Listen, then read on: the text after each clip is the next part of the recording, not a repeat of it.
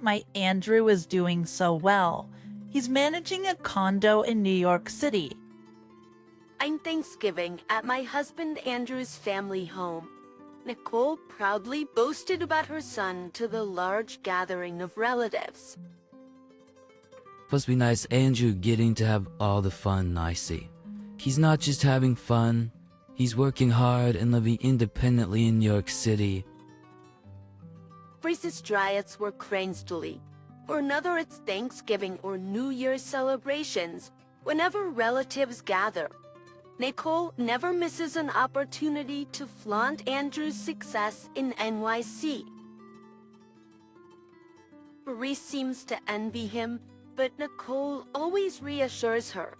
Finally, Andrew wraps up the conversation with, "But you're always welcome to visit. We've got plenty of money. You can stay for free." Andrew, perhaps a bit more talkative after a few drinks, seems to enjoy bragging just as much as his mother, unlike his quiet father Eric. But it's a carefree thing. I couldn't believe they could tell such lies right in front of me. The only ones who know where all that financial freedom comes from are Andrew and me, Emma. I'm 32 and an investor. Before marrying Andrew, who's 2 years older than me, I was glued to 4 27-inch monitors, a laptop, and 2 cell phones day trading. But after we got married, I changed my eating style to spend more quality time with him. And now we're enjoying our newlywed life. We met about 6 years ago when food delivery services were becoming rapidly popular. A godsend for someone like me, who is always staring at computer screens. For a fee, they deliver anything. From a cup of coffee to desserts. And the one who delivered to my home was my future husband, Andrew. Thank you, as always, with a calm voice and a soft smile. He bowed, making his silky black hair flutter in the wind. At that moment, it felt like rose petals were dancing in my mind. Whether it was hot or cold, he never made a face. I found myself falling for him and started to look forward to seeing him during deliveries. Truth be told, just seeing him was enough for me, but it was Andrew who made the first move. It's not a hassle, may I make personal deliveries to you? Which that led to us exchanging contact information, dating, and eventually getting married last year. But there was a significant issue with our marriage. To put it simply, we were what society refers to as an unequal marriage. Even before we were married, my assets were already exceeding $100 million. Both my parents are investors as well. My dad enjoys breeding racehorses as a hobby and also manages a ranch. I merely invests in real estate and travels all over America. They're both active investors still. He's raised by such parents. I was nurtured to become a top-notch athlete in the world of investing.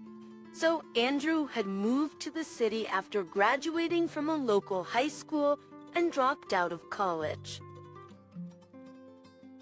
He tried to make it as a comedian, but never really got his big break. On days without gigs, he worked part-time to make ends meet. It turns out Andrew was living paycheck to paycheck, with no savings to his name. All he had was love for me. I thought it was no big deal since I could support us financially. We were in love, so why not get married? But Andrew's parents were dead set against it. Relying on a woman for financial support, can't even mention that to our relatives. No money for a wedding.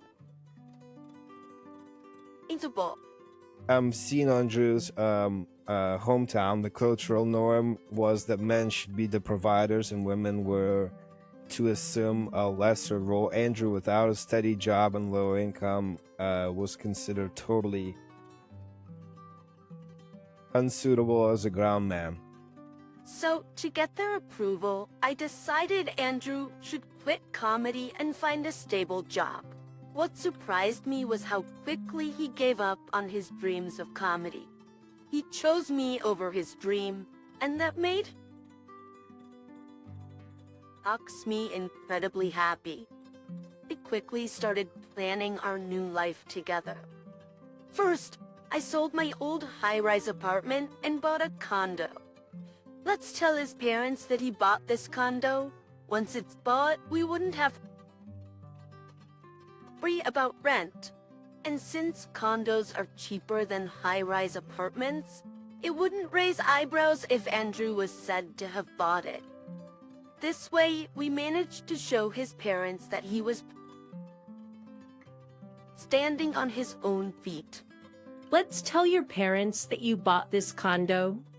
Eventually, Andrew found a job as a sales representative in a small business, and we received the green light from his parents. Marriage was finally on the cards. I'm sorry for not having the means and putting a burden on you, Emma. I'll start contributing to the condo from my salary.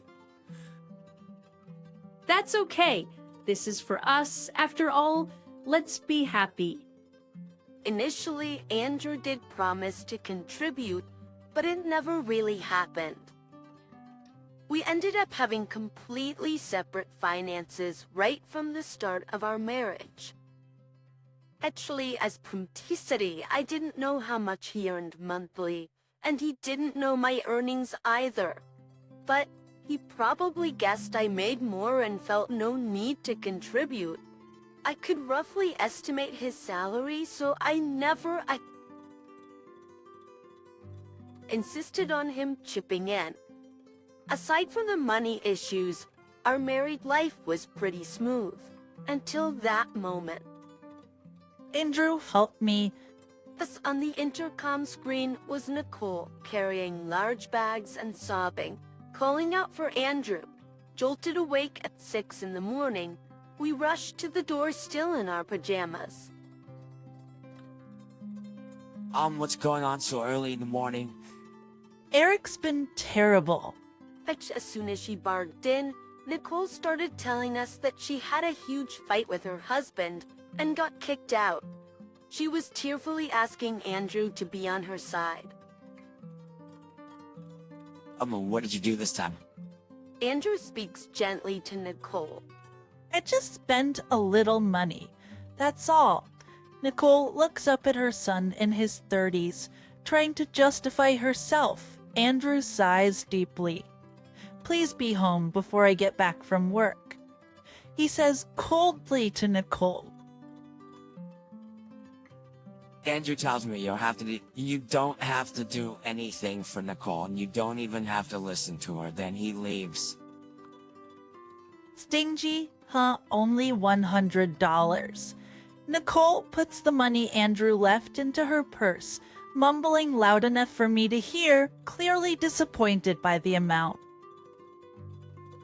Nicole doesn't seem eager to go home. I was totally frustrated.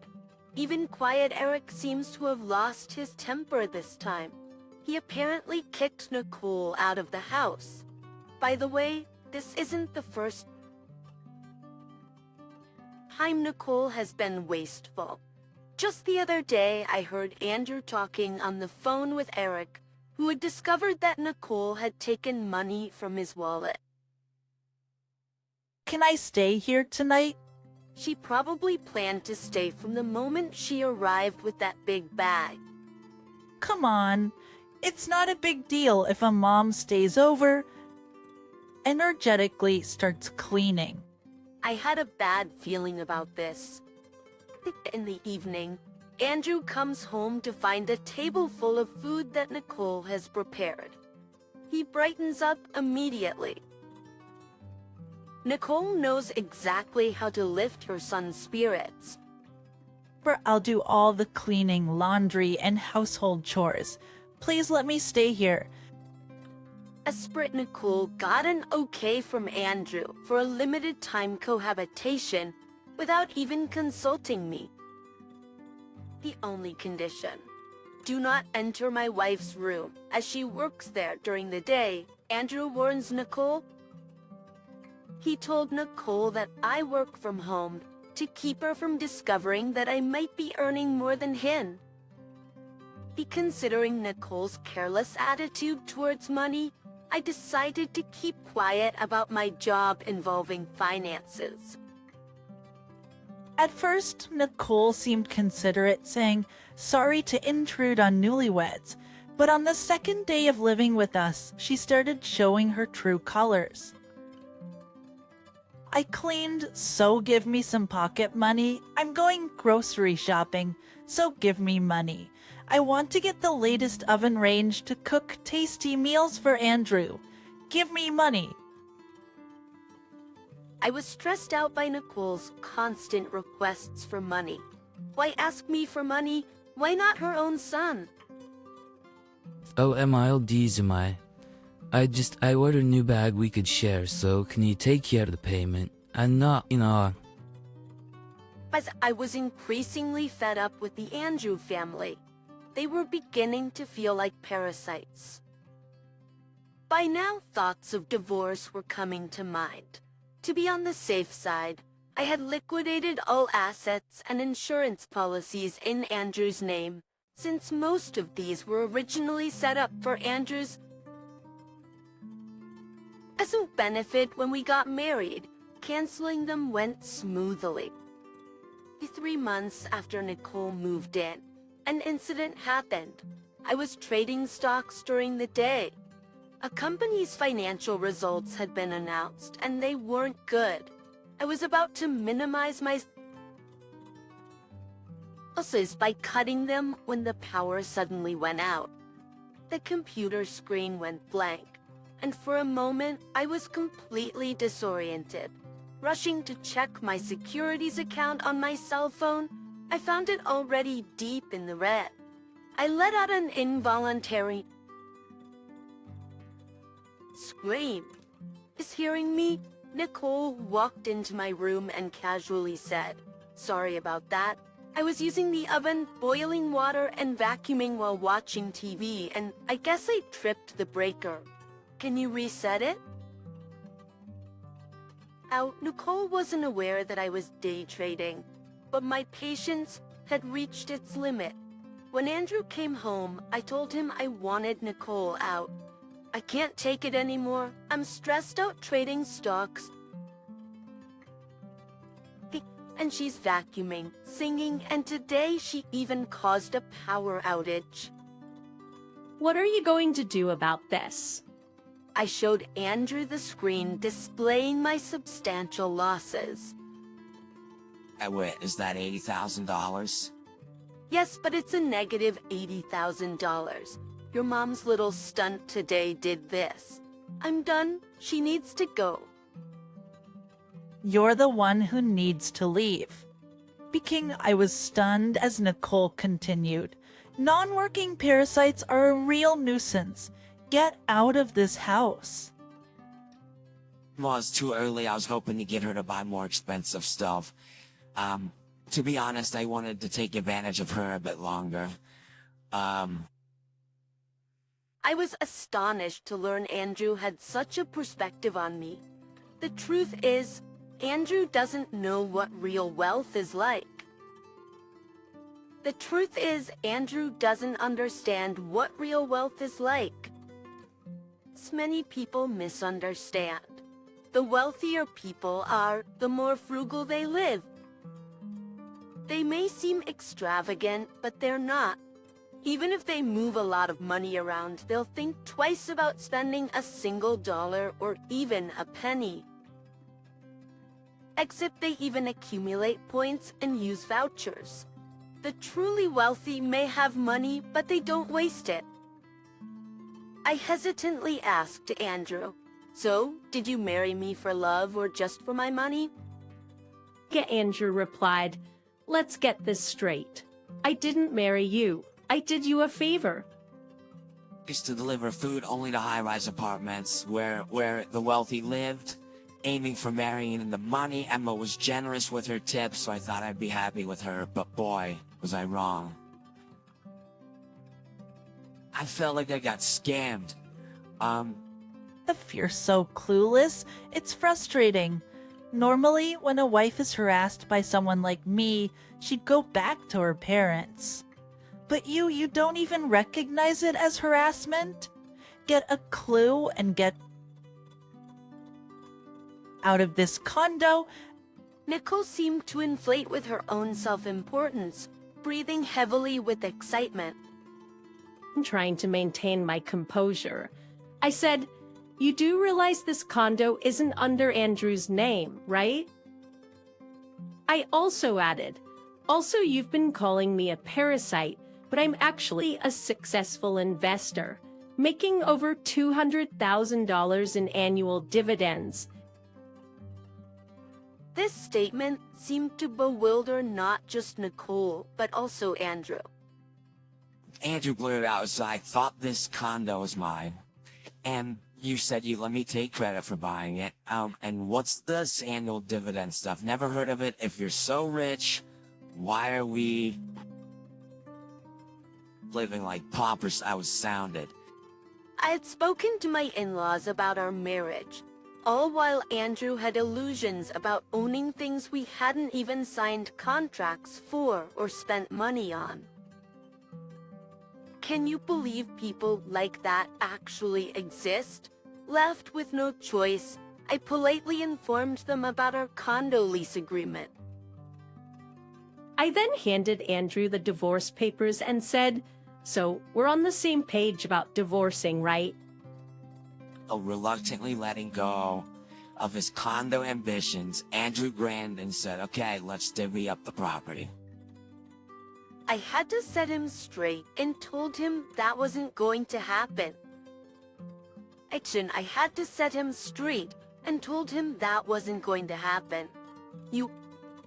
Andrew had been making a fuss about property division in the divorce. However, since he'd never contributed to household expenses, I informed him that I would be claiming the $80 we lost due to Nicole, as well as all the living expenses over the years. Additionally, I clarified that the stock yielding $200 in dividends was separate property I'd acquired before our marriage and thus wouldn't be divided. After hearing me out, Andrew shouted, this is fraud, but I hadn't deceived them. I loved Andrew, but love doesn't mean blindly handing over control of everything. I had my financial bases covered for marriage, and I was also super frugal with zero intention of giving a single dollar to a man I was breaking up with. If you insist on taking this to court, I'll hire a top-notch divorce attorney and fight you head and furthermore, I laid out the terms clearly. I don't want any alimony, but I won't divide property either. Andrew agreed, filled out the divorce papers, and along with Nicole left the condo. I immediately canceled all of his credit cards and sent all his belongings back to his parents' house via courier. After losing his steady job, Andrew decided to try making money through YouTube, naming his channel Ex-Comedian Starting Over After Divorce and Poverty. Despite talking about his flaws and failures in life, the channel was far from successful. Andrew had never been a good comedian in the first place, resulting in a mere 23 subscribers. Dismal video views and what felt like a daily showcase of pure embarrassment. Meanwhile, Nicole and Clarice found themselves deep in credit card debt, scolded harshly by Eric, and were banished from the house. They were forced to live in a prefab hut in the yard, without conditioning and help out with field work back at home. Their once prized designer bags and clothes were likely gathering dust. Surprisingly, the $80,000 loss caused by Nicole was skillfully averted. Later on, Andrew shifted his channel focus towards creating public nuisance videos because of stagnating views. How do I know this? His face and name were broadcasted on national news this morning under the headline, "Public Nuisance YouTuber Arrested." A tame, thank God I divorced him early. Just as I was mumbling this to myself, I heard, "Don't waste time watching useless news. Come over here." Sure. It's been a year since the divorce. Now I've left New York and live in Denver with my new partner. About to prioritize money over men after the divorce. Well, that took an unexpected turn when my father's racehorse won a major race. At the celebration, I met and hit it off with a jockey, and we're happily dating now. I once lived a life confined to my home, but now I spend my days at racetracks and making banners to support my boyfriend. Life is fulfilling. They say birds of a feather flock together, and it's true. Being with someone who shares your values feels good. Sure, past divorces are nothing to be proud of, but I see them as expensive life lessons. I've learned and moved on, focusing on a brighter future.